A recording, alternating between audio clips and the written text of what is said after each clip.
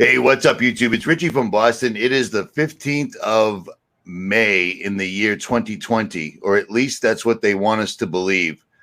Now, I never do live streams this early. I am trying to refresh my screen over here, but I've got a couple of people from across the proverbial pond, as well as Dr. Andrew Kaufman. Andrew Kaufman's going to jump in here to ask the really good questions that I would probably miss because it's too early, because I am joined by the authors of an amazing book that everybody on earth should own. Don Parker and David Parker and Don Lester are the authors of this incredibly well-researched book called What Really Makes You Ill, and Everything You Thought You Knew About Disease Is Wrong. Guys, I appreciate your time. I appreciate you putting up with me first thing in the morning. No, that's fine. We're really happy to be here, so no, that's good. Now, I told you originally before we went live that I had heard you on the Crow 777 show, and I had to get a hold of you. I had to get a hold of Andrew Kaufman as well. So Crow has opened the door to both of you guys. What made you write such an enormous book? This book is 800 pages, and it's not your opinion. You have everything cliff noted. You have all the links. You have all the information cited.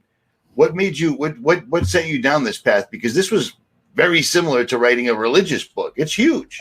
It is. We had no idea just how big it was going to be, but I have to tell you, because we've researched this book for over 10 years, and that's why it's so big, and that's why there's 40 pages of references.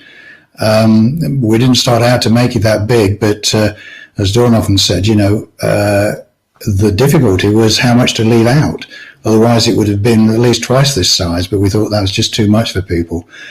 So it was just a labor of love, really. Once we started, we knew from various experiences of our own, particularly in my life, that there was real problems with what the medical establishment were telling us, particularly over cancer. I had, as I've said to people, various of my relatives, close relatives and friends over the years had been diagnosed with cancer, all taken the proposed treatment by the hospitals and the doctors, and they all died.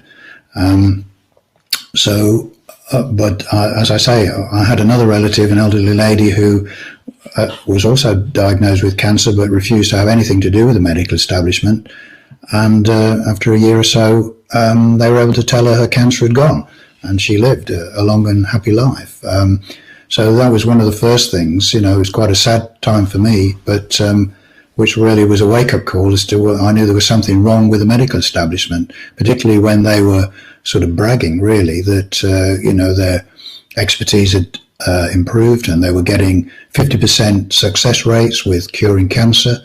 And I thought, well, with the half a dozen people that I know, all died. So you've got a 100% failure rate as far as I'm concerned.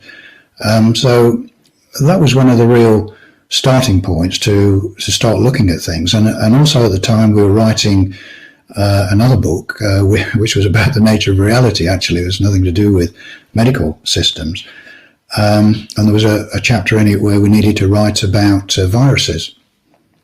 So we started obviously to investigate about viruses and realized there was all sorts of confusing and contradictory information, not least of which was around the HIV thing. Again, in the 80s, we're old enough to know all about the stuff that was going off in the 80s, particularly with the sort of outbreak of HIV/AIDS supposed pandemic that was going to destroy the world. Everyone was going to die, whether you were homosexual or heterosexual. It was a doomsday prophecy, which of course has turned out not to be true at all, but they still diagnose people with AIDS. But so we thought, well, what is going off with this? So we started to look into it and realized there was lots of, again, a big controversy over it, which we were totally unaware of.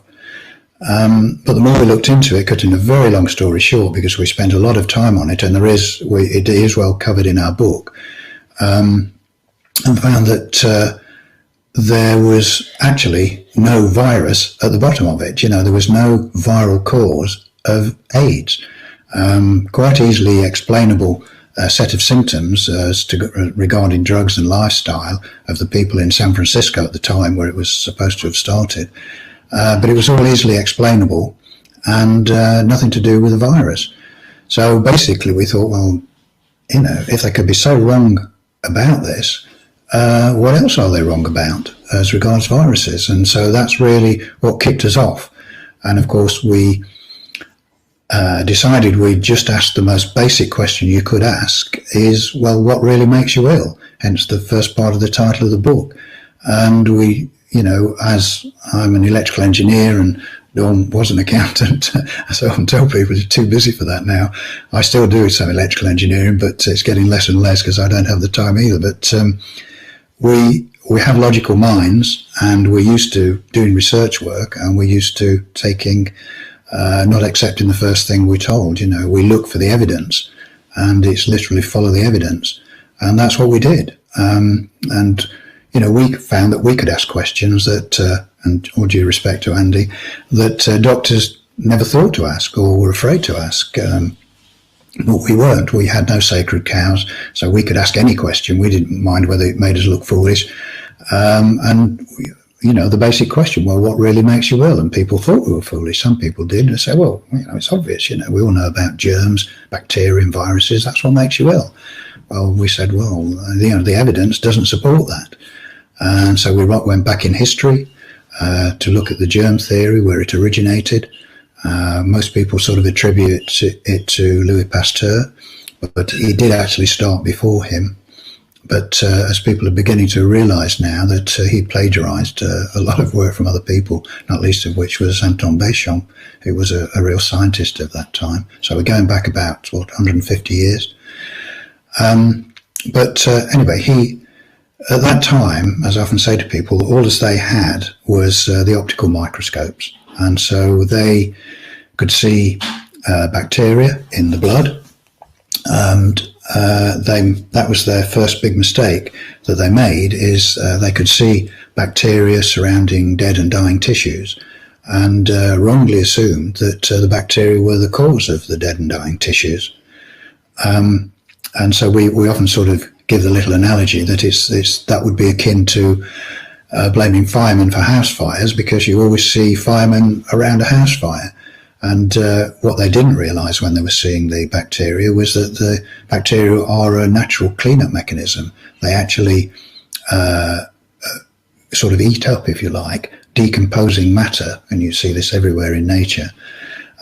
So they're essential to the body. Without them, there'd be no human life, no life at all, without the job that the bacteria do, not only in cleaning up toxic materials in the blood, but also in aiding our digestion. Without them, we wouldn't be able to digest food. So they're extremely important, but they made the mistake of thinking they were the enemy of the body and were attacking it. So that got developed because it then became useful, shall we say, commercially, to develop things to kill the bacteria. And I think probably many of your listeners are familiar with how the Rockefeller family got involved with their petrochemical industry. And that's why even today most pharmaceutical drugs are based on petrochemical substances. And so it became a money-making thing. But then, of course, they couldn't blame everything that they found, all diseases. They couldn't blame everything on bacteria, so they knew there must be something else. And it wasn't until about the 1930s, when they developed the electron microscope, that they were able to see even smaller particles in the blood, which again, they made the mistake of thinking these were something else that was attacking the body, that they were sort of causing damage, causing disease. And they gave them the name of viruses, although, as we've said before, that was a corruption of the original meaning of the word virus, which comes from the Latin and means a toxin or a noxious substance. So it's a corruption of its original meaning. And they name these little particles, which are really pieces of protein. And they're not alive, which is often missed by people, particularly virologists, who make a business out of well, blaming these particles for almost anything you can think of, including the recent thing that they've scammed the world with called the coronavirus.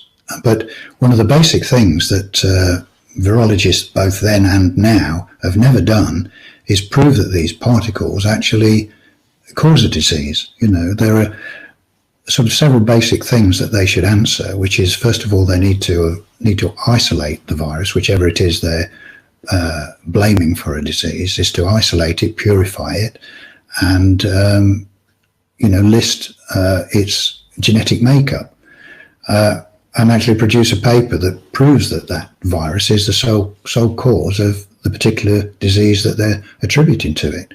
And that's never been done. It's never been done for this COVID-19, and it's never been done for any virus.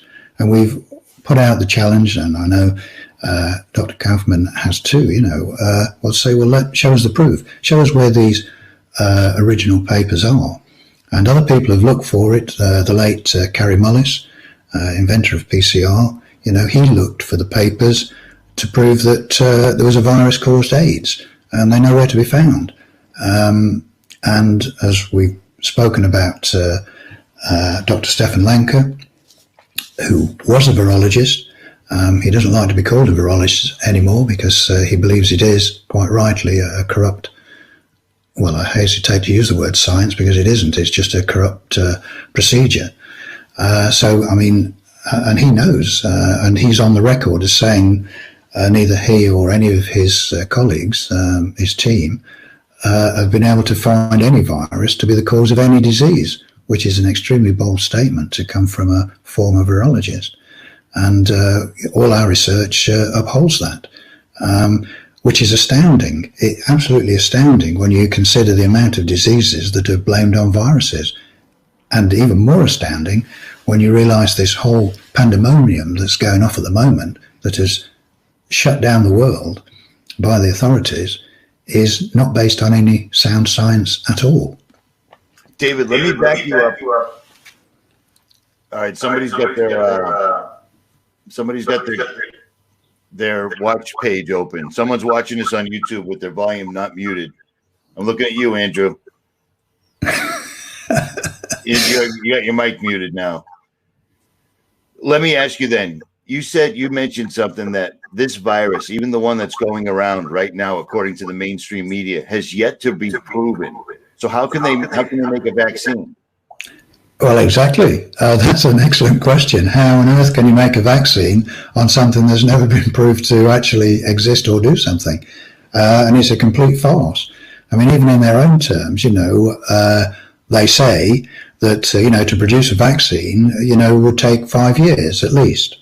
And then they've just kept bringing that down. We've got Bill Gates then saying, oh, well, we could probably do it in 18 months, but we need the governments to give us immunity. Should be a warning bell there somewhere. And the time scale just keeps coming down and down. I mean, we've got the British government testing a vaccine now. So they've managed to do it in just a few weeks. It's just nonsense, absolute nonsense. But the scary thing is what the hell is going to be in this thing? That they're going to want to start pumping into people's blood system. It's really not good news at all. Well, I don't know if you've seen this, but I show this to Dr. Kaufman. Let me pull this up on the screen, and Andy, you can talk about this. This just popped up. Where is this? Stand by. Here it is. Because why wait 5 years when you can just do this now? This has the RFID tags enabled, GPS mobile tracking, everything you need in an easy-to-use, family-sized dosage. And they're already recommending, to make sure you're definitely immune to it, that they'll give it to you twice. What's better than that?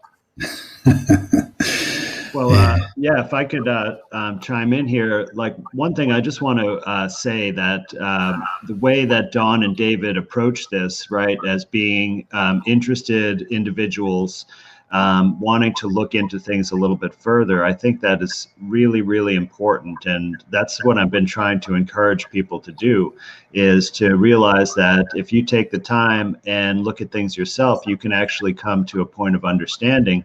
And I think it's actually quite a big advantage to not be from within the system. Right? Like, I know that my credentials kind of give me some ability to talk about this material and understand it. But if you come from an outside perspective, you're not beholden to any of the dogma or the principles that you are if you come up educated in the system. So it gives you a freedom to see a bigger perspective. And I think that you're much more likely to see bigger truths from that perspective. So it's really important, the work that they've done in this book.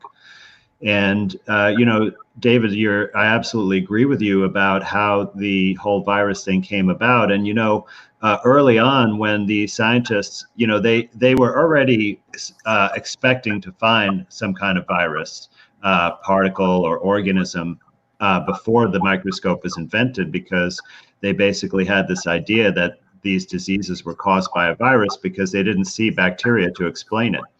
And when they started looking, they had this problem that when they were looking at the damaged tissue, that there were all these different kinds of debris and particles from the damaged cells, and they really couldn't tell what was what.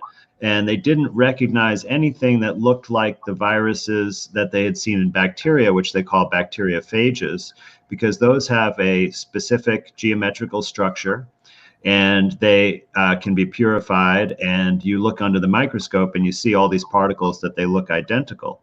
When they were looking at diseased tissue from humans that they suspected was caused by a virus, they saw heterogeneous particles of all different shapes and sizes.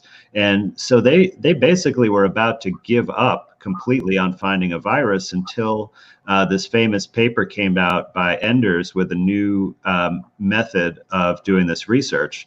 But what they didn't realize is that this new method was really invalid and had no negative control to show that it was valid. But what they did is they mixed bodily fluid or tissue from a sick individual with a cell culture in the laboratory that had been stressed by not giving it adequate nutrition. And then they added antibiotics to the mix that were toxic to the cells. They then incubated this mixture for a period of days and saw the cells basically becoming damaged and decaying and putting out all of these particles. And they said that that was damage due to the virus, without taking into account that that damage would have occurred without that body fluid sample anyway, because they basically didn't properly give the nutrients, and then they added the toxic antibiotics to the cell culture. So once they interpret this as being damage from the virus and people accepted it, this procedure just perpetuated itself down the road, and all the studies to this day are done using that method. And there never once did they do a control experiment where they have the same tissue culture and the same antibiotics, but without the sample that they say contains a virus. And so Stefan Lanka, who you mentioned, he actually hired an independent laboratory to do this experiment for the measles virus, and found that he could see the same exact particles without adding the sample from the sick person with measles. And so that's the only time I know that this negative control experiment has been done. But essentially what you're saying is they have a faulty procedure, and they have used this procedure over and over again to claim that viruses exist when it really doesn't show anything at all. One of the things they don't take account of is, like you say, the procedures for actually looking at something under a microscope in the first place. They use antibiotics, but they also use staining materials, dyes, fixatives, and who knows what kind of effects they have, but they're never taken into account. And so what we found, and particularly we often mentioned Dr. Harold Hillman, no longer with us, unfortunately, but he was a cell biologist and studied cell biology for over 40 years. And, he came to the conclusion with the methods that virologists use in particular, that they create artifacts. These are things that basically don't have any existence in real life. They're things they create within their petri dishes, and they have no bearing on what's happening in the human body.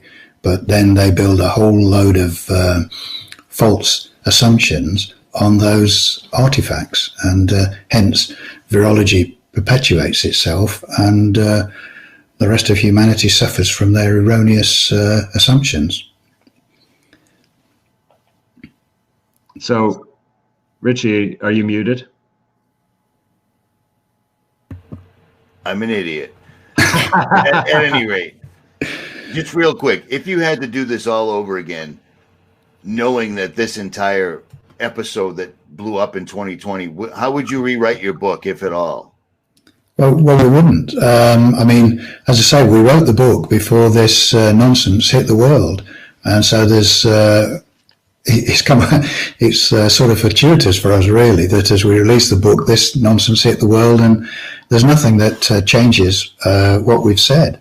So no, everything is exactly as we've said it, and it shows that there are no viruses that are pathogens, or bacteria for that matter. So it's no different for all the ones that have preceded this COVID-19. It's exactly the same. It's a nonsense that's not built on any sound scientific principles at all.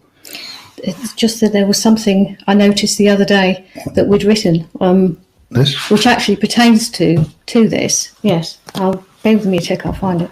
We can talk among ourselves for a moment. Yes, no, it's just Well, this brings up a really important consideration, because Richie, you brought up things about the vaccine.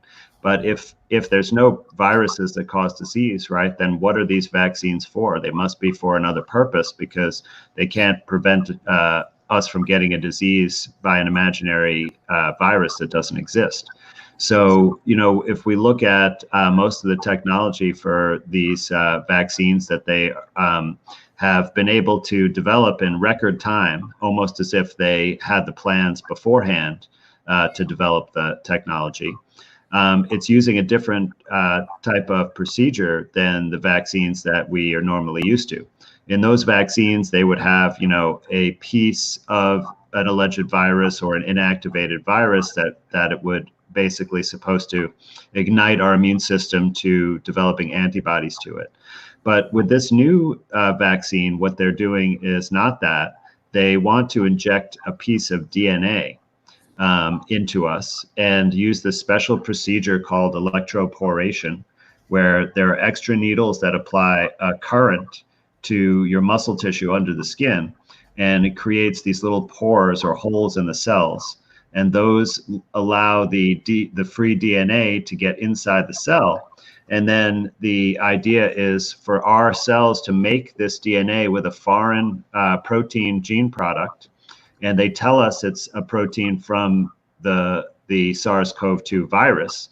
And then we're supposed to have our own cells make that, and then somehow alert our immune system that that's a foreign invader and it should develop immunity against it. I don't really see exactly how this is possible, because our immune system recognizes our own cells, and it would be weird if our own cells have this foreign protein. I'm not sure how it's gonna go, but one thing you could see is, would it allow for our immune cells to somehow recognize our own cells as other and not want them to be around? That's definitely a concern. But since there's no virus to take a gene from, I really wonder what genes they're going to put in here, because this is essentially the procedure to make a genetically modified organism. So they want to turn us into some kind of GMO organism with an unknown gene. Dawn, did you find what you were looking for? Yes, I did. It was just a sentence. I know it's sort of slightly off topic from what Andy was saying, but we actually wrote, widespread public knowledge that viruses are non-living particles that are inert outside of the host cell would make it a great deal more difficult for the medical establishment to justify their claims that these particles are dangerous and cause many deadly diseases. So we almost kind of... We wrote that quite a few years ago in the process of putting the book together, and that's exactly what they're trying to do. It's turned out to be quite prophetic, really. They're trying to claim that that's what viruses do, but of course that, you know, they don't want people to know that they're not living, they're not alive, they don't cause disease. And of course, as people will realise, you know, take away the germ theory, and the whole of the medical establishment falls down. It's a house of cards, including the vaccine industry. Yeah, I mean, we can talk about vaccines. I know Andy was sort of mentioning them there. I mean, yeah, it's quite scary what they may be putting in this new one. But again, vaccines is a corrupt science, and I say that in inverted commas. Vaccines have never been proven to confer immunity for anything, and there have been many books written about it, right from the sort of advent of vaccines, and we quote many of them in our book. There is no science behind it. I mean, they all rely on the fact that that the body has this thing that we often call an immune system, but the body doesn't work that way.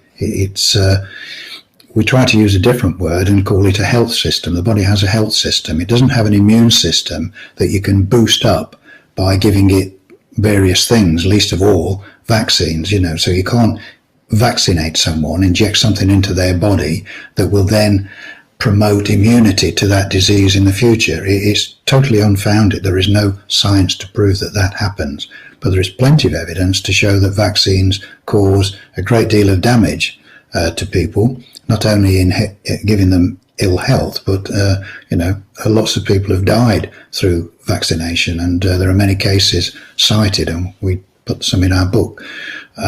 So again, it's a very corrupted piece of technology that the medical establishment use, and it's a very dangerous piece of technology, again, not based on science. But of course, they all sort of go hand in glove, don't they? You know, if they can get people to believe in viruses and bacteria, and that the medical establishment can give you stuff to kill these things or to prevent you from being attacked by these things, then the whole industry supports itself.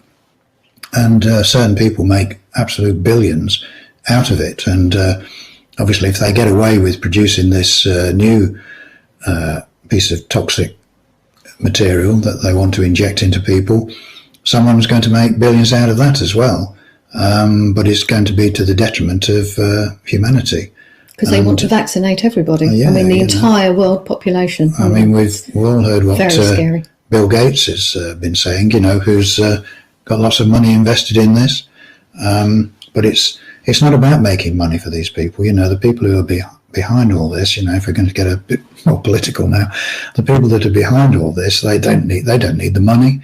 You know, they're super rich people. I'm right on you with that. People keep saying this is so that they can control they've stolen all the resources, all the things of value on earth they own or have the title to, whether people want to believe that or not.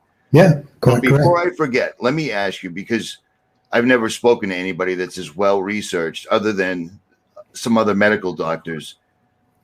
When you were researching this book, did you ever think you'd come across a vaccine that was literally going to have an RFID chip or some sort of a contact tracing component to it? Because that's what we're looking at right now. Yeah.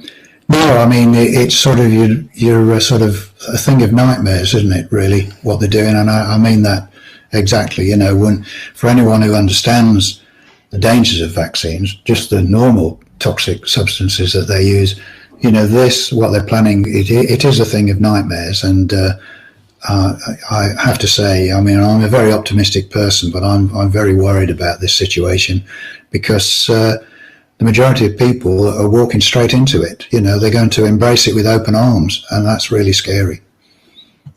You know, Dr. Kaufman, can you hit on that same question too? I mean, did you ever think in your medical career that someone would find it acceptable to give you a vaccine for something you don't even know what it is, but you do happen to know that there's a contact tracing apparatus to it, which makes no sense other than surveillance and control? Yeah, well, I definitely knew that there was going to be these kind of biometric surveillance technologies coming. I didn't necessarily see it paired with a vaccine, but, you know, I wanted to bring up that there's a very special situation for vaccine manufacturers, and this was created by a federal law that basically allows them to have zero product liability for the vaccines. So in other words, normally with any product that you manufacture, right, if it causes harm to an individual, right, an injury or death for any reason, then you can be sued in a court and held liable and have to demonstrate that your product is safe. With vaccines, that has, in the United States anyway, you cannot sue a vaccine company if you get harmed by their vaccine product.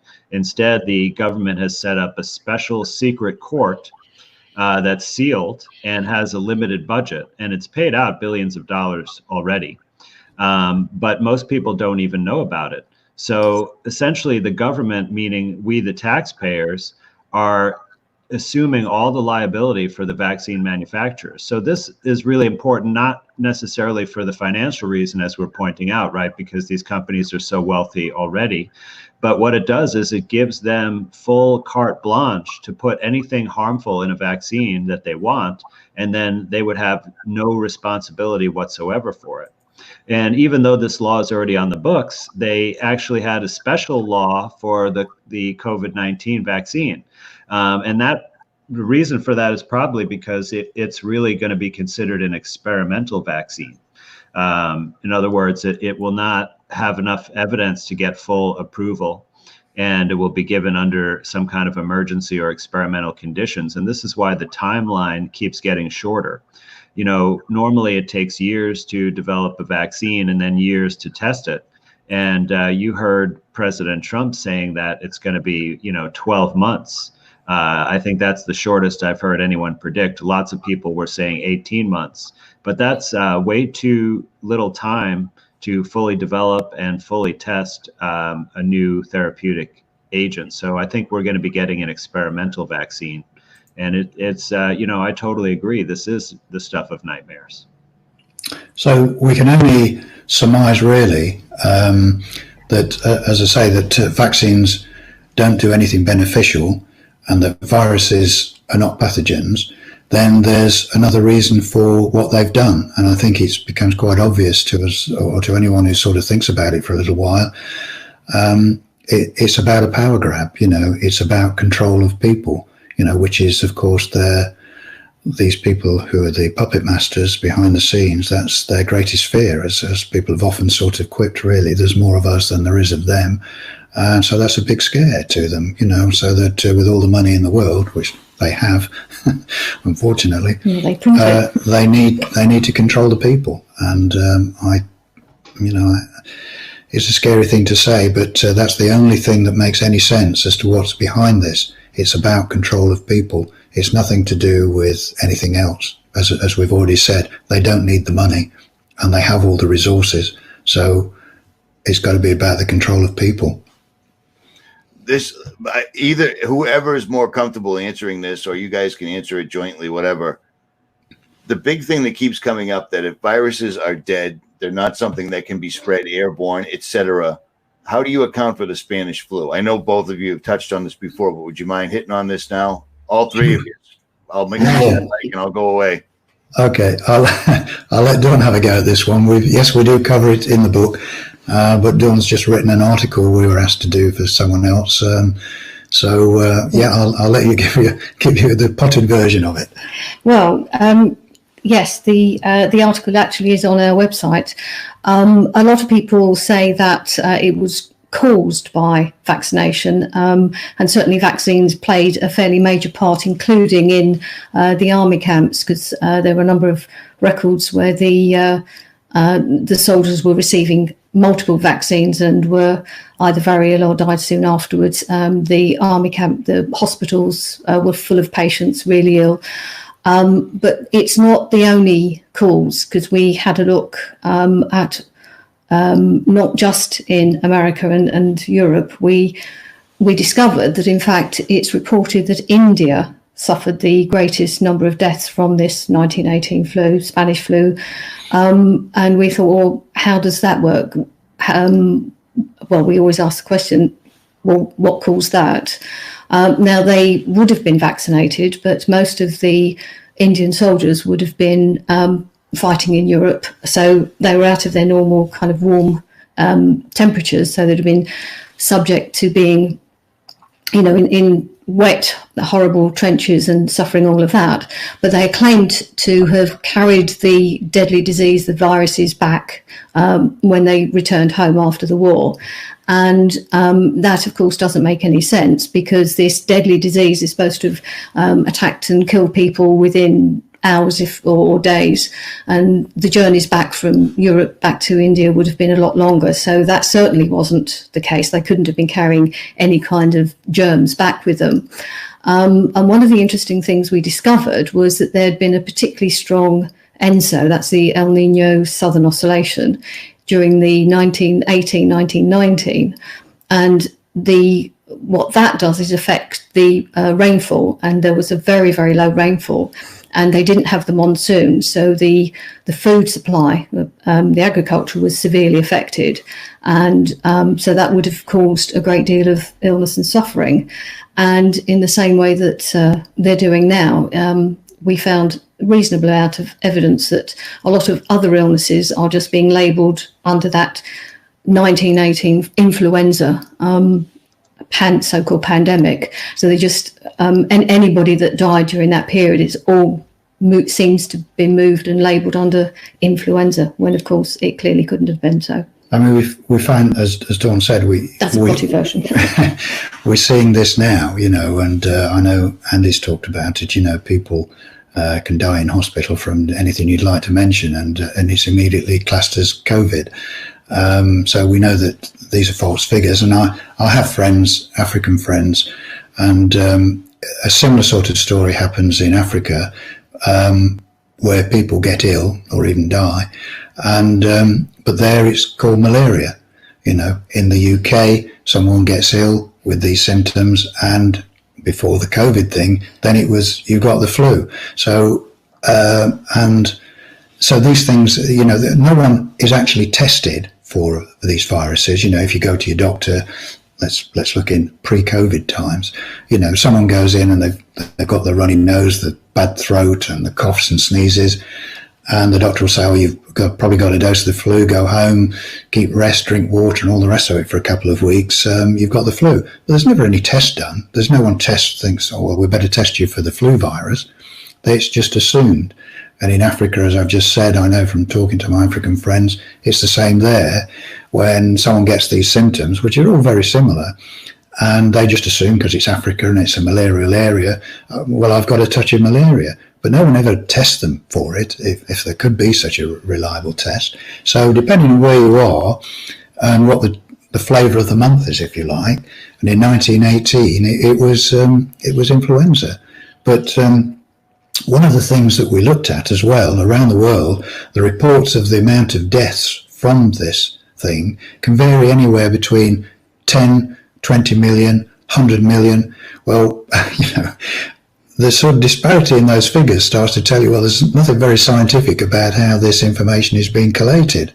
And of course, we've got sort of similar things happening now with the supposed deaths from the coronavirus. They're not to be believed, and just deaths get lumped into it, which had nothing to do with the disease, even if it existed. So very highly suspicious, and there always has been. And again, no true scientific evidence to support the claims. And just as a side note, we do actually, we did look into and research malaria, and have a fairly large section in the book that discusses it and kind of really seriously questions what causes it, and the idea that it's caused by a parasite is again highly questionable. So, I mean, one of the questions to ask, because it's quite an interesting point really with malaria, is the malarial mosquito lives on every continent in the world apart from Antarctica. So it's the same mosquito. So you have to say, well, if it's the malarial mosquito lives everywhere, why isn't there malaria everywhere? But there isn't. And then people, or the medical establishment, will try and say, oh, well, it only works in the tropical areas. But that's not true. I mean, it's not that many years ago that malaria existed in the UK, and that's hardly a tropical area. And they had cases of malaria when there was the sort of mini ice age. the sort of 1300s. So it's nonsense. The sort of excuses that get put up by the authorities just don't stack up at all. There's quite a big chapter in the book about malaria and what its possible real causes are, which are nothing to do with a mosquito. Having many years ago lived in Africa myself and became very ill at that time. And I was told I'd got malaria, and everyone thought I was going to die, including me, which was quite a scary position. But I didn't know what I know now, and I know it was nothing to do with malaria. The stuff we were being given, we were being told to take double the doses and all the rest of it. But obviously it didn't do any good, according to the authorities. But now I realise that with the cocktail of vaccinations that I was given before I went out to Africa, and it was a real cocktail, some of the most nasty things you could possibly think of, it's more likely that I was seriously ill from that cocktail of vaccinations than from any mosquito. So anyway, and our research now has sort of convinced me of that, But anyway, I did survive, obviously, so that was a good thing. One of the other things, and I noticed a comment was made about the introduction of radar around the beginning of the 20th century. So that was obviously another contributory factor, but David's kind of covered that. Yeah, it's, with his background. Yes, obviously, as an electrical engineer, sort of electromagnetic frequencies is something that's intrigued me a lot because I have to deal with them. But in our book, we talk because we talk about four factors that are sort of the source of, as we've found, are the source of all illnesses. Choose what names the establishment want to put on them, and one of them is electromagnetic frequencies. And I know people are very worried at the moment, and rightly so, with the sort of advent of and rollout of 5G. But I think in a way, it's masking what I think is a more serious problem with electromagnetic radiation, and that is with the massive amount of satellites that have been launched this year, many of them. If we look at our friend Elon Musk, he's got licenses to launch, would you believe, over 20,000 satellites this year. And he's applied for licensing to launch up to 40,000 satellites. You'd wonder how he could get that many into space, but he's already started. And, because he's got his SpaceX, which is his space agency. So he's launching his own satellites. Now, as I say, I know that this year so far he's put at least 60 up. And he's planning to put his rockets up sort of every 2 weeks, launching them in at least amounts of 60 at a time. Now, what their plan is to, and they're in low orbit, so these things are only 200 miles above your head, which might sound a lot, but it's not really in sort of space terms. That's very close. And these things are emitting, because it's all telecommunication stuff, so they're emitting microwaves, and so there won't be a single spot on the Earth that's free from being irradiated with these things. And by the time he's got 40,000 of them up there, I should think the night sky will look very different. Astronomers are already complaining about it because they can't take decent pictures of planets because these things are whizzing by all the time and they're spoiling their photographs. Well, I think that's the least of their worries. Certainly for life on Earth, it's I think it's going to outweigh anything that is going to be from sort of a little antenna that's going to appear on a lamppost near your house. Yes, to be concerned with, but I think the greater concern is this massive, and someone's likened it to microwave rain, which is going to be literally raining down on us 24/7 in every spot on Earth. And I think from what I've seen, there are people starting to, particularly people who are electromagnetic sensitive, some people more sensitive than others, and it's already starting to cause illness. And from research that we've been doing, there is an excellent book out called The Invisible Rainbow, I think it is, written by an electrical engineer. And it outlays a lot of cases where ever since, let's say 1901, when Marconi made his first long-distance radio broadcast, as the outlay of communications has grown since that time. There's noticeable changes in human illnesses and insects, birds, and even vegetation. Yeah, I see you've got the book up there. An excellent book. And it's really quite concerning. I mean, there's lots of cases, and they're in that book, which shows how forests, deforestation in certain areas of the world is being caused by electromagnetic radiation. But it's very conveniently being blamed on global warming, which is it's a distraction. It's nothing to do with it. I mean, there's the USA put in a massive radar installation in Brazil, and it's been shown that it was put in purportedly to detect smugglers and but it's killing large areas of the rainforest, but people are blaming it on where they can. The officialdom is they're blaming it on global warming, but it's not. It's this really powerful radar station which is beaming across and killing vegetation. And this is not just me making stuff up. There's been some really good scientific evidence by professionals, engineers, as well as scientists, that can show lots of cases, and they are in that book that you put up. I mean, we do talk about it in our book too, but that particular book, The Invisible Rainbow, is dedicated specifically to it, and it shows case after case after case, and some of the most unlikely things you'd think of happened with the way it affects birds. As in America, there's lots of cases where there was lots of, I think you call them the same over there, pigeon fanciers who race pigeons, homing pigeons, and they started to notice that they were losing more and more of their birds. They never came back. Whereas there was a situation where they could release, 200 birds, and they'd all come back. And they slowly started to lose more and more until they were actually in a situation where they were losing 70 to 80% of their birds, which is incredible.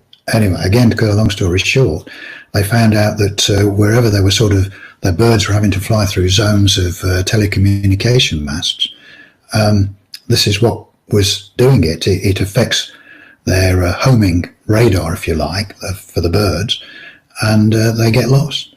And the same thing has been shown for bees. Beekeepers were losing their hives. And again, the establishment tried to blame it on a virus. And again, we looked into the cases of this, and those were totally unproven. And again, lots of experiments have been shown that, again, it's telecommunications. The bees have homing, their own built-in radar systems, which are destroyed by these telecommunications. But it goes much deeper than that. Not only can the bees not find their way back to the hive, so they can't come back to feed the queen bee, who then starves to death, and so a whole hive goes down. And this has happened all over the world. There's lots of cases of this. And there were some very interesting experiments done in Japan and other countries where they just did simple things like took a cell phone and put it under a beehive, and the hive was soon lost. The bees didn't come back, and the hive was destroyed. So the electromagnetic frequencies are not so much talked about as to just what their long-range damage is, because it's to everything. It's not only to human life, and we talk about in our book how a lot of so-called autoimmune diseases can be attributed to electromagnetic radiation. But as from what potted version I'm just giving you, it's affecting everything, flora and fauna, our rainforests, everything. And with the advent of these literally thousands of satellites which are going up through the course of this year, because it's not only Elon Musk, Amazon are putting them up, Google are putting them up, Facebook are putting them up, not as many as him, but there's still lots, they're in the hundreds. The increase in electromagnetic radiation from just above our heads is extremely worrying, and I think it's going to cause widespread damage to the whole planet and everything on it. I know. I've been covering it for years. All right, somebody's got their. You're killing me. I've been covering for years how 50% of the bees are gone. 75% of the insects are gone. Birds are falling from the skies. This has been going on for time immemorial. Well, not time immemorial. It's been going on for at least 7 years that I can attest to. But speaking about Elon Musk, myself and another YouTuber, Mike Decker, we were out in Wyoming a couple of months ago or a month ago or something. And we saw SpaceX go over not once, but twice the Starlink setup. And it took 35 minutes. It was massive. When astronomers were originally quoted to saying that this was going to, screw up the night sky, we'll be able to get pictures, I'm thinking to myself, that's ridiculous. How big the sky is, the stars, etc., until I've actually seen it. Mm-hmm. And since we saw it go over not once, but twice over the same location in a week's time, Elon recently was reported to launch 60 more of these things. So this is insane. Like, whoever voted for this, it's amazing how the elites have just taken such a large hand at everything, and people just keep, clicking away. Well, something else is in outer space. That's fine. Oh, the bees are dying. We'll get more. Walmart's patenting drone bees. We'll be fine. Everything's good to go. And even in the middle of this entire thing, people, with all the time that's passed since the beginning of this until now, and we're still not seeing a pandemic anywhere, you'd think people would have taken the time to research because it was up there. The Google they left it up there for a good month. They just started taking information down now, and that's going to continue. But Dr. Kaufman, I know you got something right here. I didn't mean to jump in on you, right? But if you don't, one of the questions was, how does the seasonal flu? I already know the answer to that, but if either one of you guys want to touch on that, have at it. Yeah, I'd be happy to touch on that. I just wanted to add that, our bodies are electrical machines in a sense, right? And we know this because we have EKGs and we have EEGs, right? So we look at the electrical waves that are generated by our body, but we don't really take into account that actually all of the processes that are going on in our body have electrical and magnetic counterparts. Right. So we tend to look at it as just chemical reactions, but many of these chemical reactions actually have electrical properties, and every membrane in our body has to have a certain voltage to it. Otherwise, it can't function properly.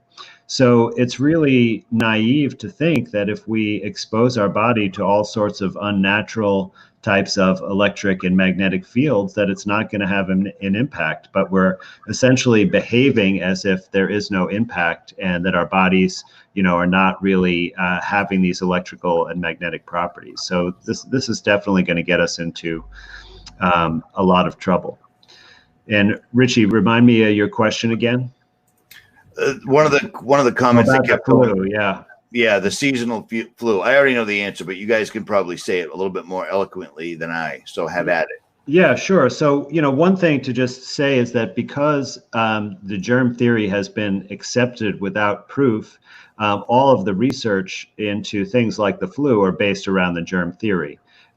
Stating that it's caused by a virus. And it's really important to point out, because many people may not know this, that all of the tests that they have, right, because there is a flu test that they do use sometimes in the United States only for the purpose of being able to justify a prescription for an antiviral drug. And they have tests for many other viruses, but not one of these tests measures a virus directly. They all measure other markers that have not really been compared to measuring the virus. So many of the tests are antibody tests. So they're very inaccurate and really don't mean anything. So beware, and I thought this was awfully weird when I was in medical school, because, if there was a bacterial problem, you could get a sample and do a bacterial culture and then identify the exact species of bacteria that's present. And while that may not show that it causes the disease, at least it matches a bacteria to a disease. So you could see maybe that's the right kind of bacteria to clean up that particular problem. But with virus tests, I remember the first time, we should get a virus culture, right? So we can actually show that the virus is present there. But there is no such test. And I was just told that, it's too difficult to perform. And that was the reason why it's not used that way. So it's really quite interesting. So what the real cause of the influenza, you would not be able to find research articles describing an experiment to prove this, because no effort has been paid to this kind of research. But you can look in traditional medicine systems, like in Chinese medicine or Ayurvedic medicine or others, and can find various explanations for things like this. And interestingly, in traditional Chinese medicine and Ayurvedic medicine, which is Indian, they had no theory about contagion. Like, they didn't believe that people pass illnesses back and forth between each other. And, we've grown up with germ theory and we've grown up with that belief. But it's interesting that other cultures who have observed the same phenomena of, sometimes people getting sick at the same time, but have a different explanation. So what I think the flu and colds are is basically part of an annual renewal cycle. That most systems in our bodies work on a cyclical basis, right? Like, we're familiar with night and day cycles. And it's even been shown that our individual organs have their own kind of clock mechanism where they can define cycles. And we have seasonal cycles, right? And we see this in all kinds of organisms, right? Especially in the plant world, that the physiology and it changes over the seasons. So we breathe through our upper airway, our nose, mouth, throat, and lungs all year long. And in the air we breathe, there are all types of particles and pollutants that get into our system. And many of these are actually manufactured by us and didn't exist in the natural world in the past. And I think that's why we probably have more of these illnesses today than we may have had 500 years ago. But since all of these particulates and contaminants from air pollution and other sources are basically go through this whole airway system, and we have all these things to filter them out, like there's little hairs inside of our nose, there's like waves of bone that increase the surface area. And the purpose is to clean all these things out of the air before it gets into your lungs, so you can have good gas exchange and these things don't enter the inside of your body. But over the course of a year, there's damage to these tissues as a result of this process of filtering. And just think about, other types of filters that we have to change the filter, over a period of time because it reaches its capacity. So essentially what we're having is a filter change in our upper airway. And so the tissue starts to slough off, and that generates a response from our immune system, and it calls on the bacteria to come and clean up the tissues and do their recycling. And that's when we experience the symptoms, because that causes inflammation so that there could be more blood flow to the area to clear away the debris. And it causes secretions, which clear those toxins and debris out of our body. And essentially that's what a flu is. And it happens on a seasonal basis because we have seasonal cycles, and maybe it makes sense for it to occur in the fall and winter. And I think the reason why sometimes people might get it at the same time is basically because when you're around someone and you experience their experience, then it might cause your body to start that program of annual renewal. And then you'll go through that process. And once that process goes to completion, essentially all of the tissues inside your upper airway have now been renewed and replaced and are ready to keep doing their job. Yeah, I think there's another couple of things to come out of all that, and that is because in our research we found, particularly with things, as you say, Richie, about seasonal things that seem to appear around certain times of the year. And we looked into and suggest if you look into what's actually happening in your area at that particular time. And quite often it may be in a period, and particularly if you're in farming areas, that's when they start to spray the fields, either with the fertilizers or pesticides or herbicides. So have a look what's excuse me. Oh my, stand by. So yeah, there we go. Is to have a look what's going off in your area. And you may find, as we did, that's actually causing what the authorities are causing a seasonal disease. And many years ago, when polio was sort of rife, when we investigated that, we found that, sure enough, in those particular times, lots of DDT spraying. I mean, I know DDT is banned in most places now because it's extremely toxic, but at those times it was sprayed around as an insecticide and was sort of purported to be good for you. They spray people with it as well. So highly surprising then that you get large numbers of people becoming very ill. So it's quite important to have a look what's happening in your area. Once you know that it's nothing to do with the germ, then you know it's something else. It's a case of investigating what that is.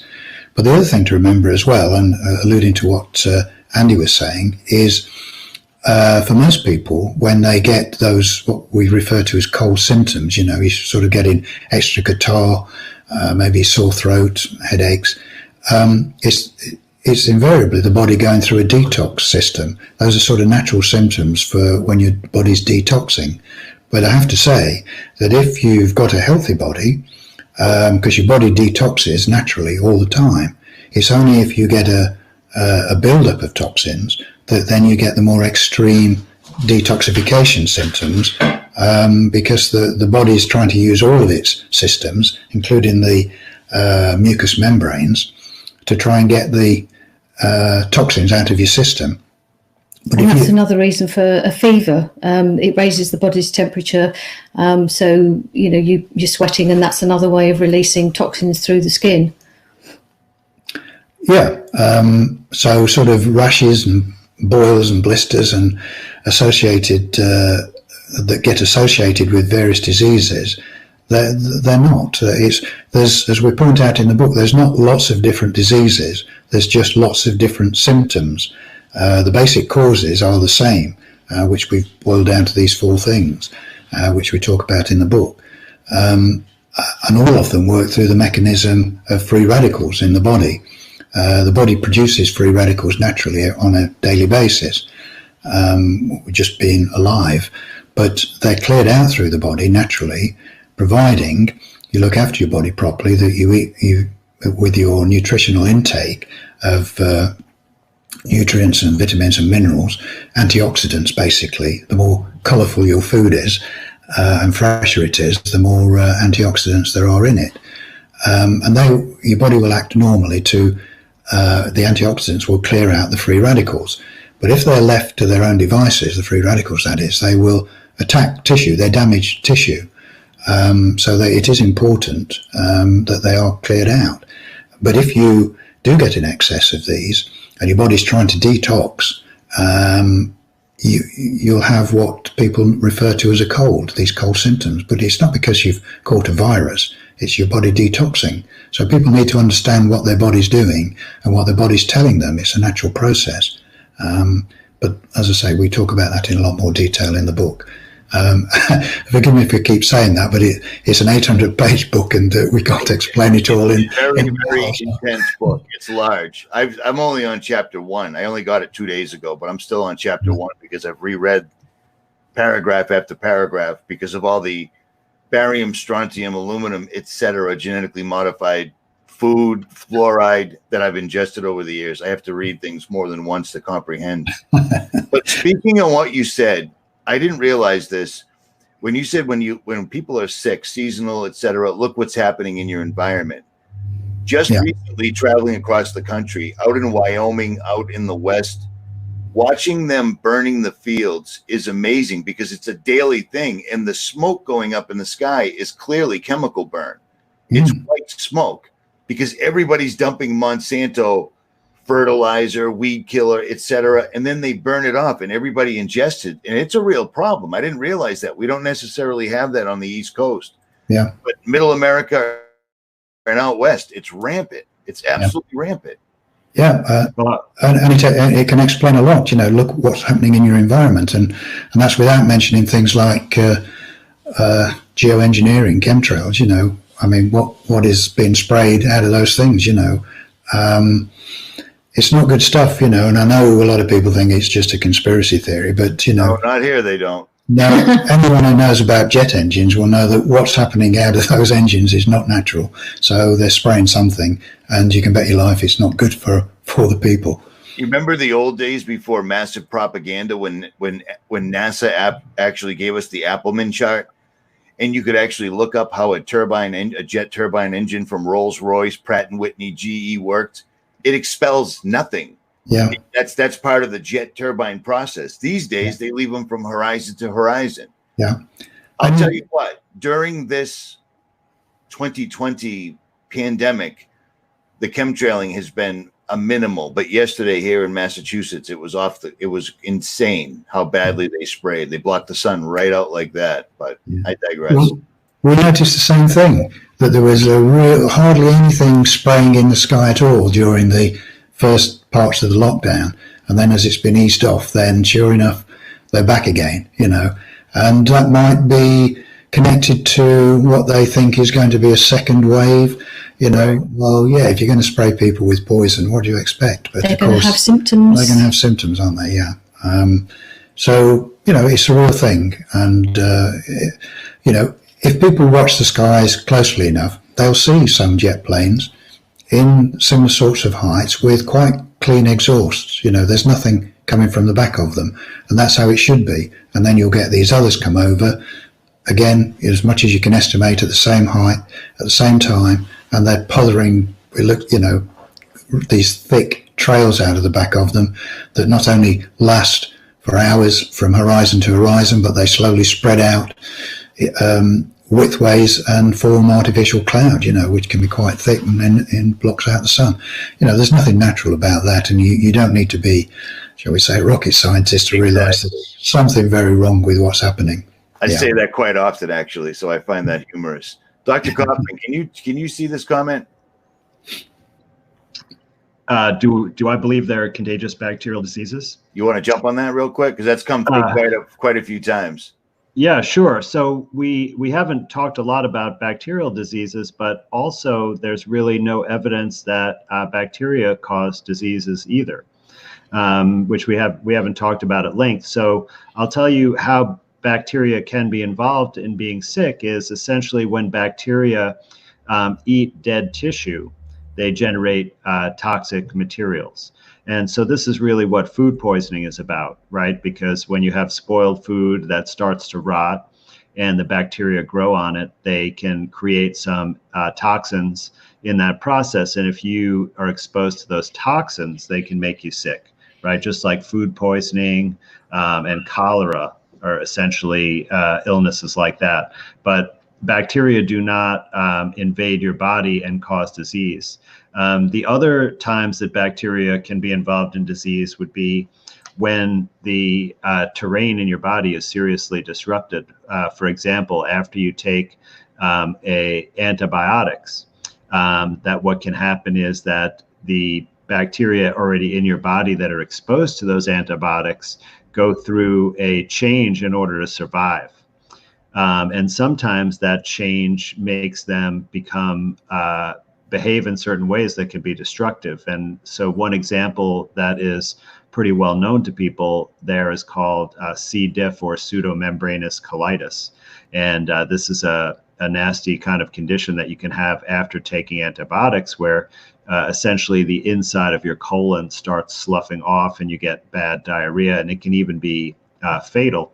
But interestingly, the treatment that seems to be effective for it is not more antibiotics, but something like a fecal transplant, where you're actually giving back the normal bacteria from a healthy person into your colon so it can send that Clostridium difficile, which is the C. diff bacteria, back into a normal balance where it's no longer causing you harm. So essentially that disease is caused by the antibiotics, not by a bacteria.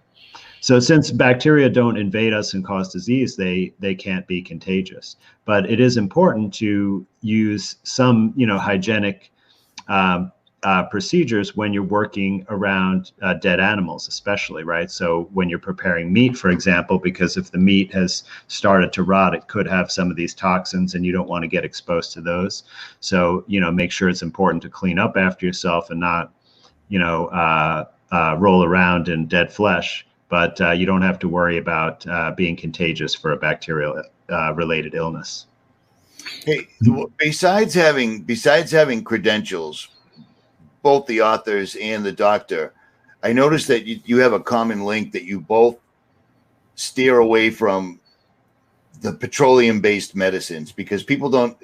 I have to imagine that all my subscribers that understand that the Rockefellers, the Rothschilds, all the elites have put their petroleum-based power into the medical field, and basically every single tablet, every single medicine, everything you're taking is petroleum-based, like what runs your vehicle.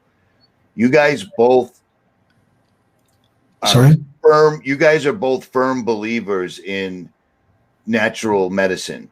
Absolutely. I mean, Dr. Kaufman, that's your entire thing, and you guys also cover this in your lengthy book. Yeah. Have you had there's a lot of questions on here. I know you technically can't answer them online without getting in trouble of some sort. But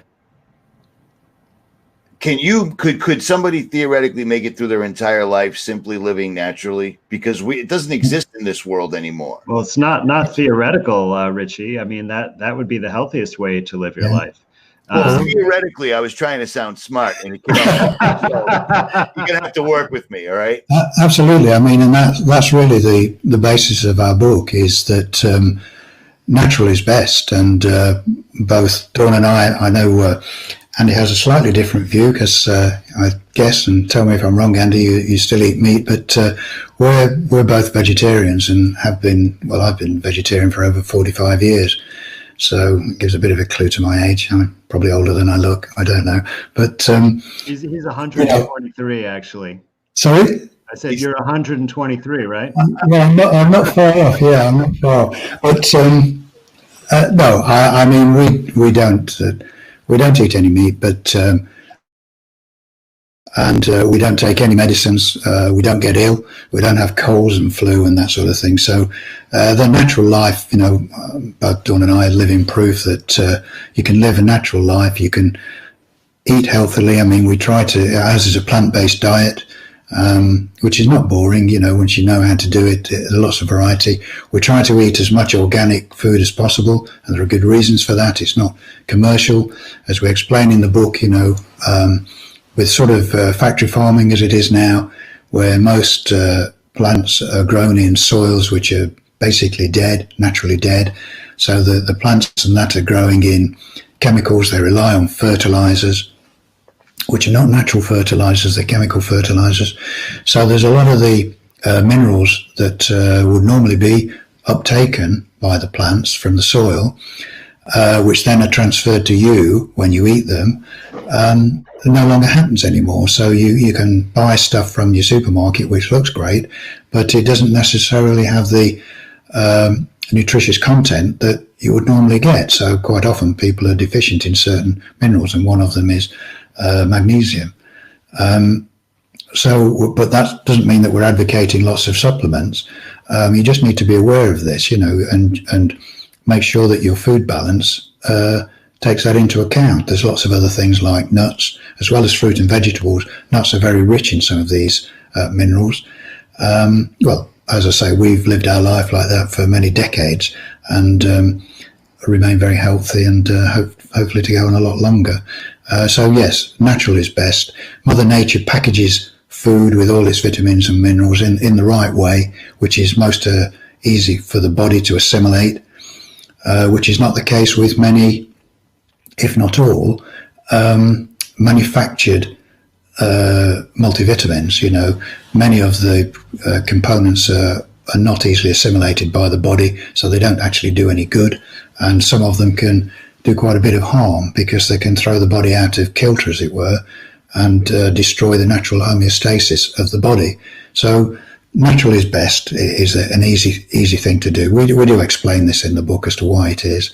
It's not because we're natural advocates of vegetarianism and we don't sort of despise meat eaters or anything like that, but it's just our research has shown which is the most healthy way to live, and the most natural and least expensive. The natural way to live doesn't cost you any extra money. In fact, you can probably save yourself money. You'll certainly save yourself money in doctor's fees and ill health and over-the-counter medicines, so it's a win-win situation, really. I would like to just mention, because sorry to just jump in there, because antibiotics came up, and I think it's worth mentioning that because a lot of people think of antibiotics as sort of a wonder drug that's hailed by the medical establishment as some wonderful thing that's saved everyone's life over the years, but that's not true. I mean, as we've all pointed out, antibiotic means sort of anti-life. It's a killer, and it's designed to kill bacteria, which are the good guys in actual fact. But what it does do is, when it's ingested by the body quite rightly recognizes it as toxic, and so it wants to get rid of it as quickly as possible. So it fires up the endocrine system, which is a group of ductless glands in the body, controls hormones and things. It fires up the endocrine system to get that toxic out as quickly as possible. And in doing so, it sort of, whatever the original toxin was that was making you ill from something you've eaten or inhaled, gets washed out with it. But then the medical establishment claims the victory for antibiotics. But that's actually not the case when it's looked at. And what then tends to happen, and even the medical establishment is realizing this, overuse of antibiotics. If you can imagine, keep firing up, like if you did it with your car engine, you keep over-revving it all the time, you're going to cause damage. Well, if you keep over-revving the endocrine system by keep feeding it toxic antibiotics, you eventually burn it out. It doesn't work so well. And then you get all sorts of other illnesses and get set in as well. But the medical establishment just tell you that why the antibiotics are not working so well now is that because you've got superbugs that have developed resistance to them. But it's not that at all. It's just that they've wrecked your endocrine system, and so it can't do anything anymore, and people have quite serious illnesses leading on from that. I just thought I'd mention that because it's a big misnomer about antibiotics being sort of a cure-all for all bacterial problems, but in actual fact it's not at all. In fact, it causes more serious problems than it does actually clear things up. Well, Andrew, being a doctor in the United States, that's blasphemy. I mean, antibiotics are the number one first thing that everyone gets, and they give them they'll give them weeks and weeks worth. You're telling me that this is bad for people? Absolutely. I already know the answer. Richie, if you look at the amount of people that die from infectious disease from now and go back all the way in time to when antibiotics were first invented, you'll actually see that there's been no reduction in death from infectious disease since antibiotics were invented. So in other words, that's the real proof. If they were really so effective at treating infections, then we would have less people dying from infections since they were invented, but there's no evidence of that. I like a little quote that I came across today, which amused me, but it's very true, where someone had said, if the germ theory was true, there'd be no one alive to believe in it. And I think there's quite a bit of truth in that. So, if the germ theory were true, there'd be no one left alive to believe in it. So, something to think about. This is one that I wanted to ask you, and I was afraid I was going to forget, and somebody just jogged my memory. I can't find it, but the third leading cause of death in the world it's from people taking prescriptions. Is that accurate? Did I say that wrong? Yeah, no, it's affectionately known as iatrogenesis, which is, if I'm going to be uncharitable, it means just death by modern medicine, really, death by the medical establishment. Yeah. There's been several studies done, particularly in America. I think the Starfield was one of them, which sort of looked at something like maybe 120,000 people a year in America alone die from this iatrogenesis, which is where the person is taking a prescription drug under the auspices of the medical establishment. They've taken it in the correct dose and in the correct way, and it's killed them. And 120,000 people roughly die of that every year in the States alone. And of course, you can multiply that out through every country that in the Western world. Yeah, absolutely scandalous. And if the media was doing its job properly, they would be creating a big fuss about it. But as we know, they're complicit because, as you rightly say, they're controlled by the same people. So the public never get to hear the truth about these things. Our government collects lots of statistics about health outcomes, right, and cause of death. And right now, they're basically telling us to record every death as a COVID-19 death. But one thing they do not track is they do not follow deaths due to healthcare. And in fact, they probably misreport most of these because they would, if you were, say, had a certain diagnosis that was serious and then you died related to healthcare, they would report it as a death related to that health condition, not to the healthcare. But there's the study that David mentioned where the 120 to 128,000 deaths from prescription drugs a year. But there's also a study from Johns Hopkins looking at what they call medical errors.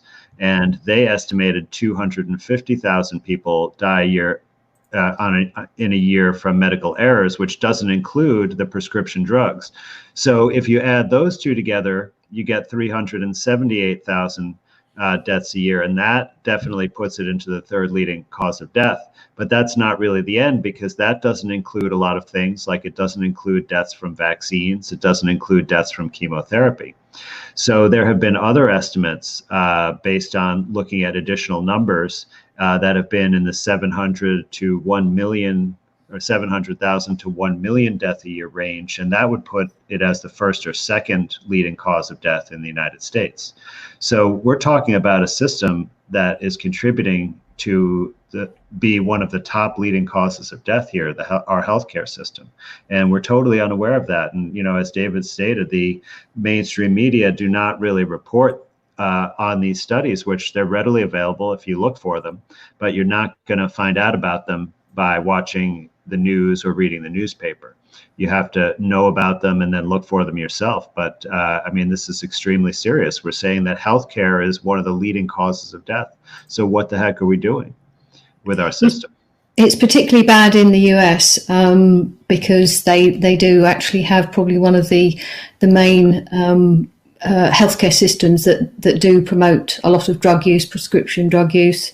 So it may be slightly worse in the US. I don't know what it's like in every country around the world, but any country that uses that system that relies on pharmaceutical, modern medicine, pharmaceuticals, will have a similar problem. Absolutely. I find it strange that trying to find this, I tried to find this morning. I only had a couple of coffees in me, but I tried to find this morning where the third leading cause was what you were just talking about, and it's hard to find. You're not going to find it, Richie, because this is something that they don't want you to know. So you have to take the studies together and combine them to come up with this analysis on your own. Okay. So I guess I should put out a paper on it so then you can reference that. But really, there are many people that have done this in various books, and I can give you the link to that. But no matter how you do it, it's really bad. Well, yeah. What I was leading up to is that in this day and age, even if you did put a paper up, it would only take a matter of a week or so until it was removed or rearranged, because they're already doing that. You've got what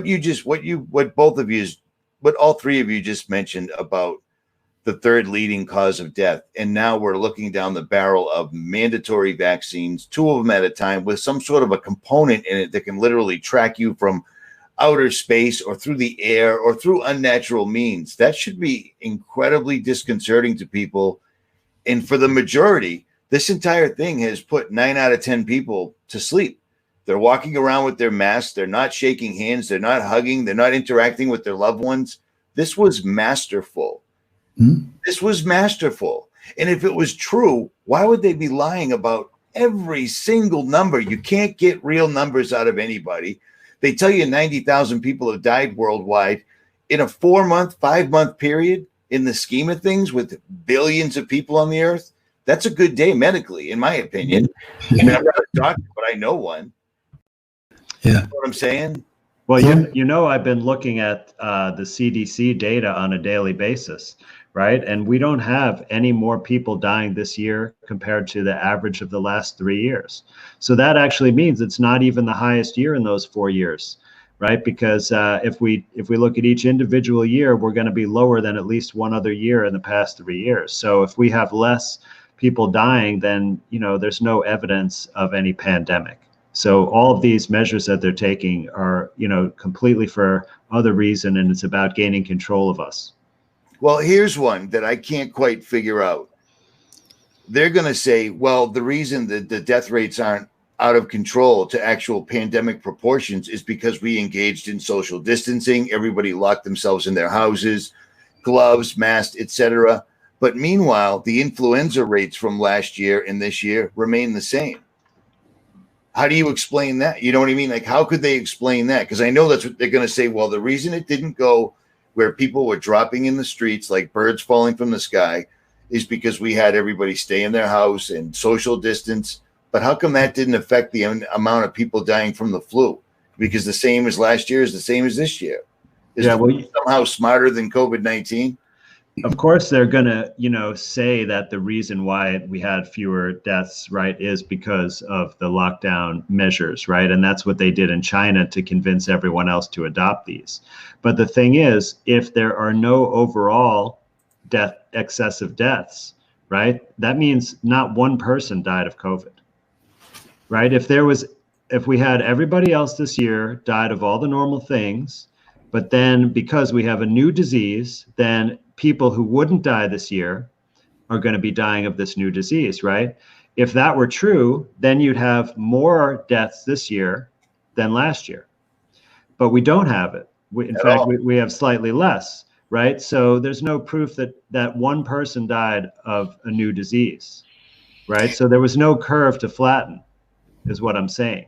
Yeah. But the other thing is that the fact that everyone's been locked in their own houses and not seeing other people rather gives the lie to the idea that there are any infectious diseases, because nobody's spreading anything to anybody else. So there are no infectious diseases, and this proves it as well. So not even influenza, which we discussed before, that it's not a contagious disease, but they're just symptoms that people have from normal processes of the body kind of clearing out toxins and the cyclical kind of processes that help the body to restore health, remain healthy. So yes, it just shows there are no infectious diseases because everyone's been keeping away from each other. And yet the experience in the UK, Andy, is the same as the States. There's no real increase in deaths. So again, it gives a lie to the fact that there's extra people dying from this dreaded disease sweeping the world. Just there's no evidence to support it, even in their own figures. So crazy. But I don't know why more people don't see it, and that I find very dismaying that people are asleep, and I know lots of people, I'm sure you do too. Yep. And they just are asleep, and they don't take kindly to you trying to point a few facts out even, which is very sad. There are so many barriers for some of those people to wake up that it's too difficult. And I think it's important to, just recognize that they're not open to it, and to try to have compassion for them, because as these measures roll out, they're going to be the ones who are harmed the most, right? Because they're going to be the first volunteers for the vaccine, and whatever the consequences of that, they're going to be suffering. They're going to be the first ones to volunteer for contact tracing. They're going to be the first ones to be pulled out of their home and put into some designated quarantine site. So I think about those things, and I have compassion for those people. But on the other hand, I have seen a lot of people who have been waking up. Some of them have been reaching out to me. I see more people every day. And I think there's a lot of people also who are waking up, but they're afraid to go out and tell people about it, because they don't want to be ostracized, and they don't want to be ridiculed or peer pressured. And I really wish these people would become a little bit more courageous, because the risk of not coming out publicly is getting to be much bigger than the risk of coming out and talking about this. And so it's really important, and I'm hopeful that as things get pushed a little bit harder, that these people are going to find the courage and decide to stand up, because, you know, how can you subject yourself to this tyranny when you know that there is no justification for it whatsoever?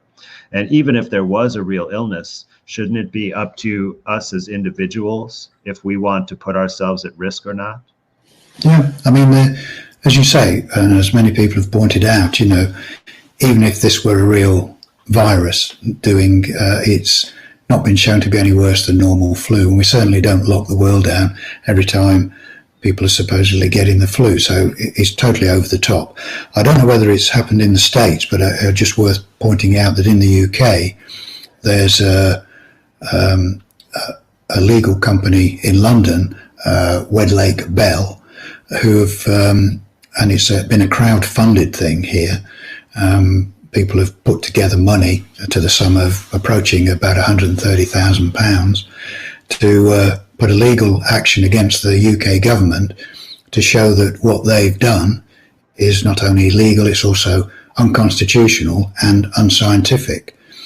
They've not gone as far as we would like, but I have read the 20-page document that the legal eagles have put to the government, and you know, they have a good case, you know, with my limited knowledge of legal procedures, but you know, it's been put forward by a large legal company, and they've got a Queen's Counsellor, you know, so this is really high-powered legal person who's putting this to the government, so he's obviously sure of his ground, and reading through their 20-page document, it all makes sense to me, you know, that, as I say, the government has acted illegally and against our constitution.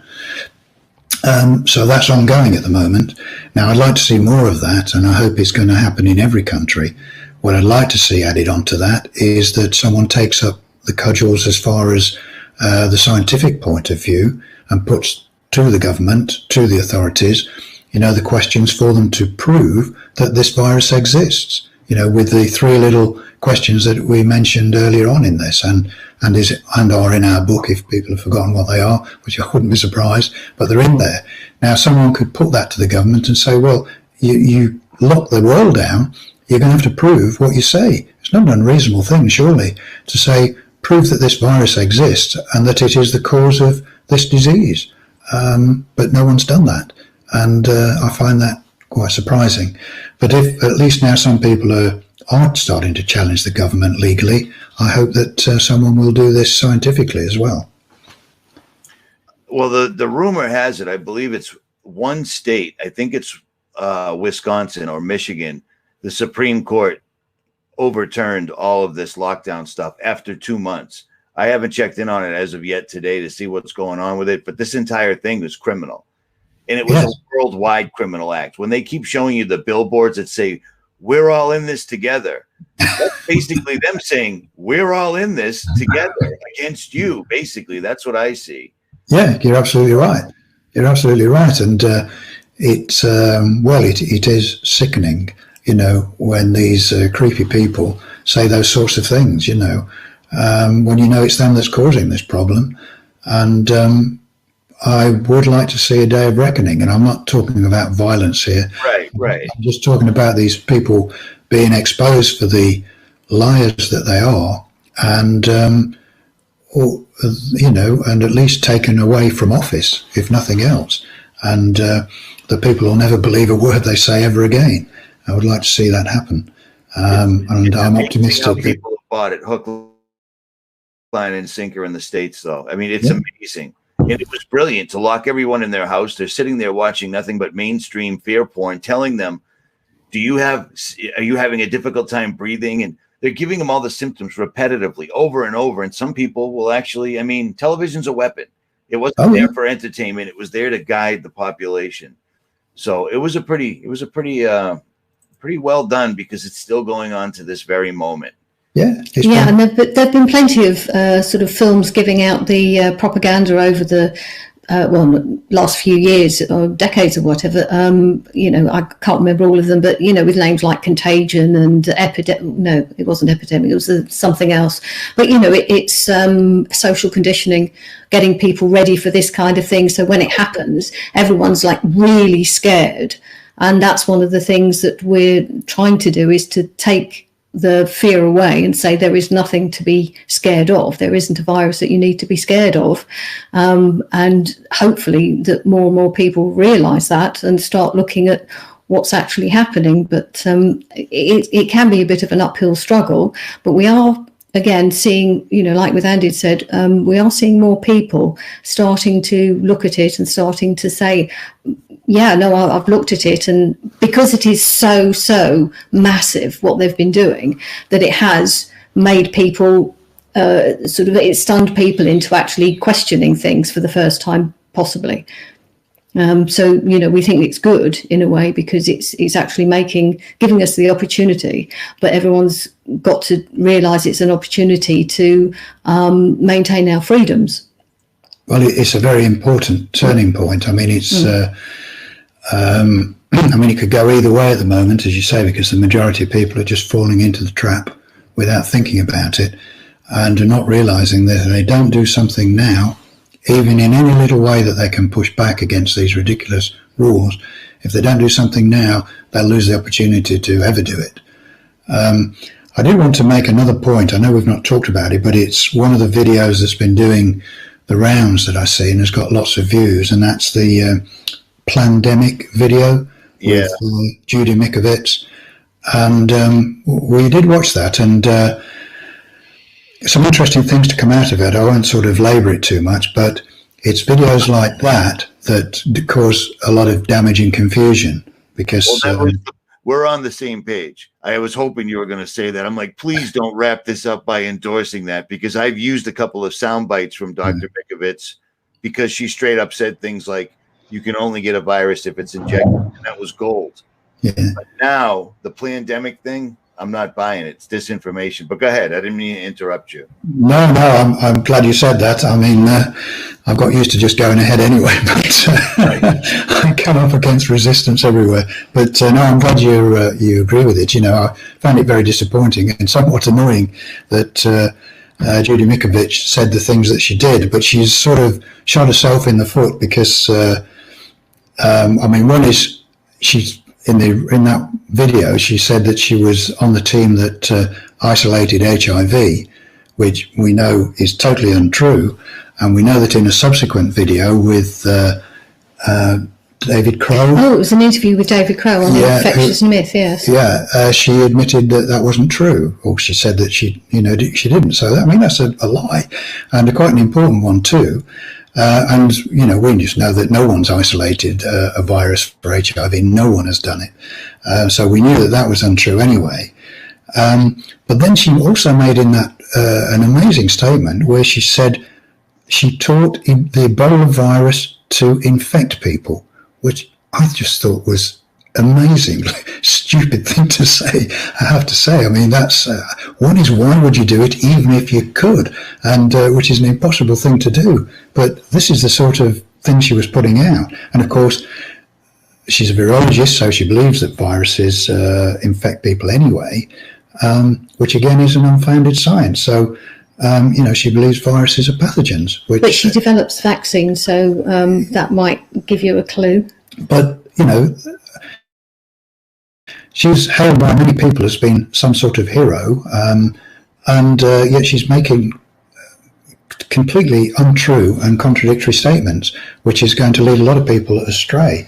And it's unfortunate that the video has been sort of so widespread, and it's one of those dangerous things. And I start to question what the reason is behind Judy Mikovits. What is she's doing? I know some people might say maybe she's controlled opposition. I'm sure you're familiar with that term. Indeed. And I think that could well be true. So I just thought I'd mention that because it's quite popular in doing the rounds at the moment. Dr. Kaufman, question. I know you were out of the room for a moment. Yeah, well, I have a few things to say. One is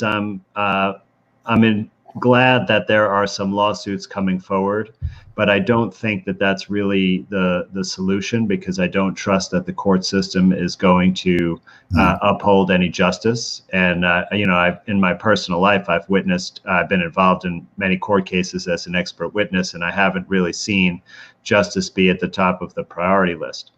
So I think the way to go is that we simply decide that we are not following these mandates, and we're going to uphold our own inalienable freedoms and rights, and we should go out there and behave as we normally do.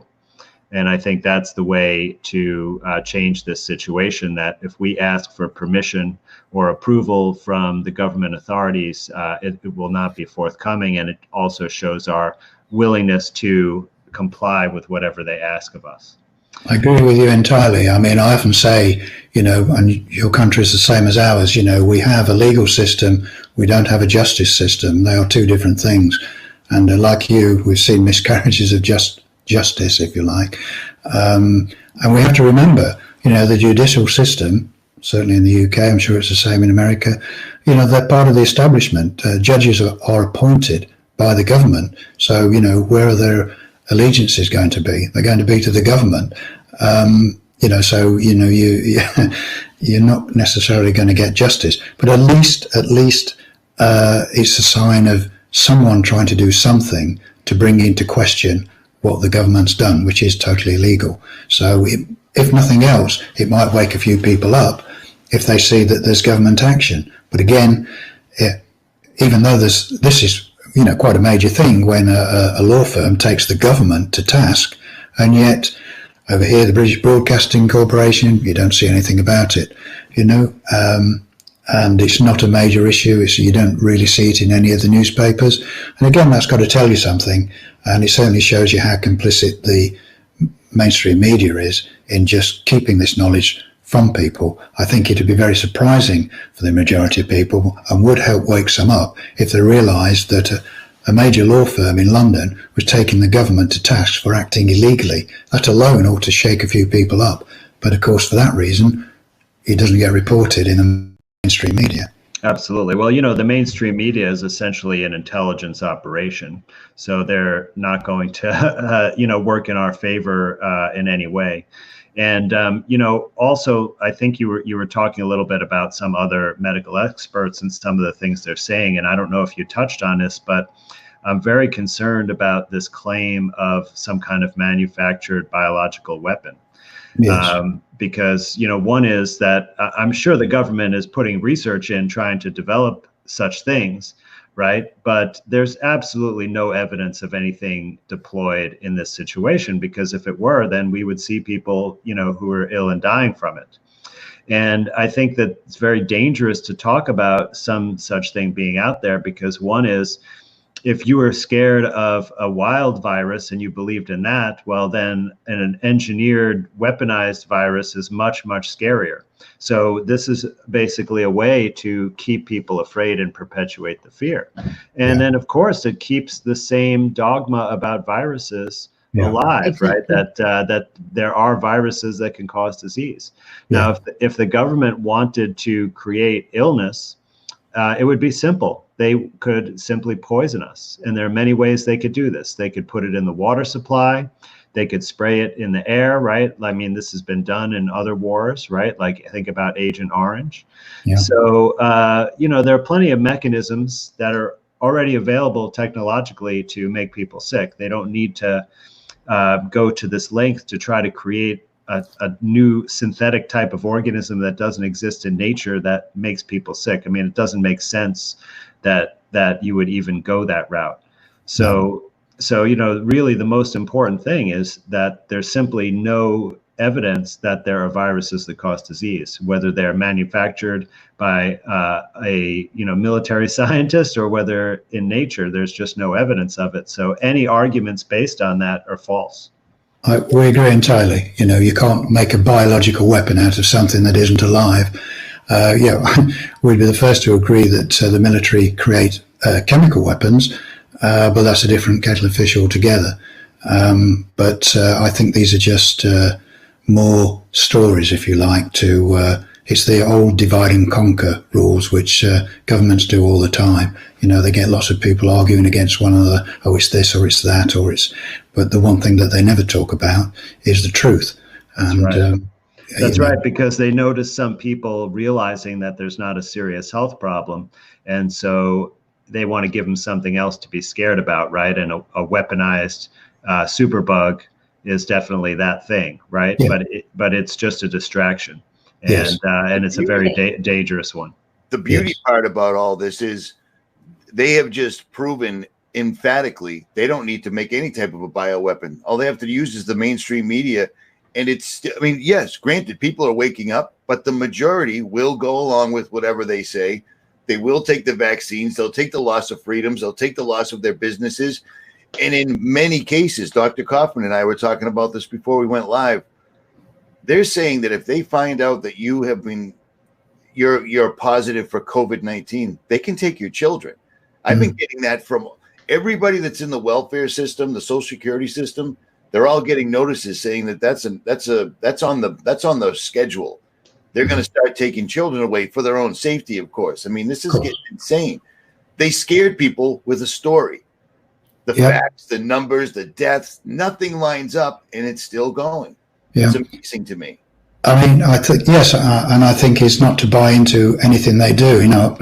We've sort of come across people where, as you say, they're putting out this test, want everyone to at least have the test. They're holding back the vaccine, but that'll be next in line. But have the test. But in the same thing, very similar to what happened with HIV and AIDS, there was a test, which has been, I know Andy knows this too, and we know this. The tests were completely nonsense, but gave lots of false positives.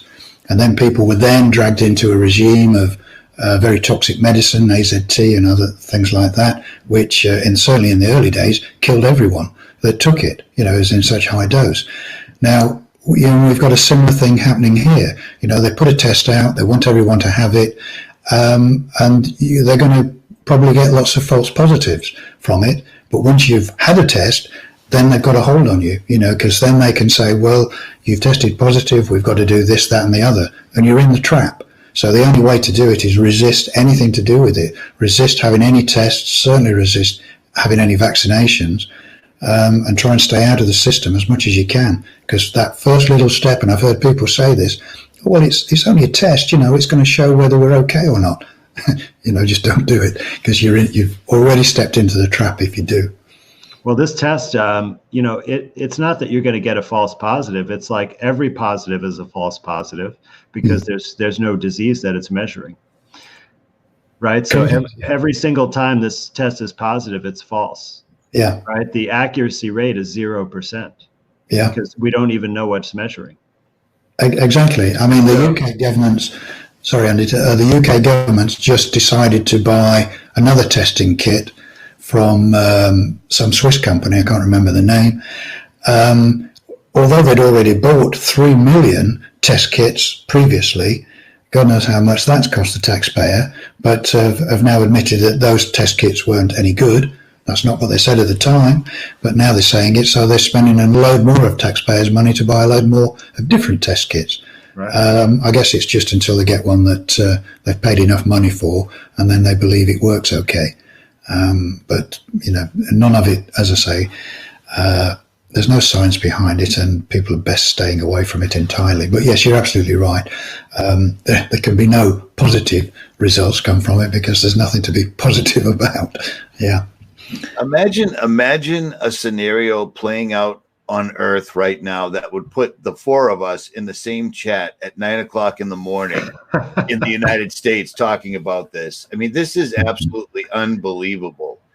It's unbelievable the amount of people, like there's no certain specific slice of society that's awake or aren't awake. Do you know what I'm saying? Dr. Kaufman and I couldn't be any more unalike, as well as Don and David, but we're all on the same exact page here.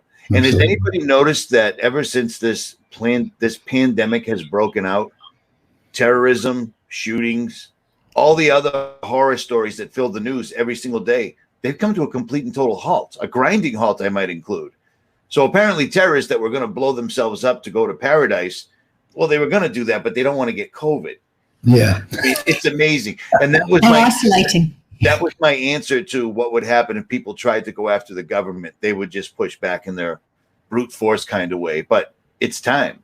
Yeah. It's time, because we're going down a really bad path, and the path seems to be getting shorter and shorter. And the time, it's Operation Time Warp or Space Warp or whatever it is, We're living in some crazy times. It is crazy, dangerous, and scary. Not from, I should hasten to add, not scary from any virus point of view. The thing that to be afraid of is the government, the authorities, with these draconian measures they're taking. And I'm not trying to be pessimistic here. I mean, I'm ever the optimist, and I'm hoping that human nature will kick in, and their natural resistance to the BS that we're being fed will push back, even if it's in little ways. If they refuse to wear masks, if they refuse to have any tests, if they stop lining up in 2 meter distances between one another, because it's just craziness, and there is no scientific basis for any of that. Even if there were a virus, a real virus around that was a pathogen, there's no scientific basis that always walking 2 meters away from someone is going to give you any protection whatsoever. So people just need to just do a little bit of homework, and they can see that they're being conned, that this is just nonsense. But until they start doing that, and until they start pushing back in these little ways, they're lost. And that's a real tragedy. All right, guys, we are at almost 2 hours right here. Unless somebody's got something very pressing they want to say, I think we're going to shut this down. Just pass me the book. I like to try and, I did this the other day, and it was something that I think sums this whole thing up nicely. This I'll get it in the right. This is the book, but on the back of it, we put a quote from Voltaire, 17th century, I think. I stole that quote and put it on Twitter as though it was my own idea the other day. Honestly, I did. You're welcome to it, but I think it just sums up all what we've been talking about, really. And that is, he said, doctors are men who prescribe medicines of which they know little, to cure diseases of which they know less, in human beings of whom they know nothing. And I think that sums up the whole situation, really, with the medical establishment. Let me ask you, Dr. Kaufman, if you had input when they were researching this book, is there anything you would have changed in this or added to it, perhaps?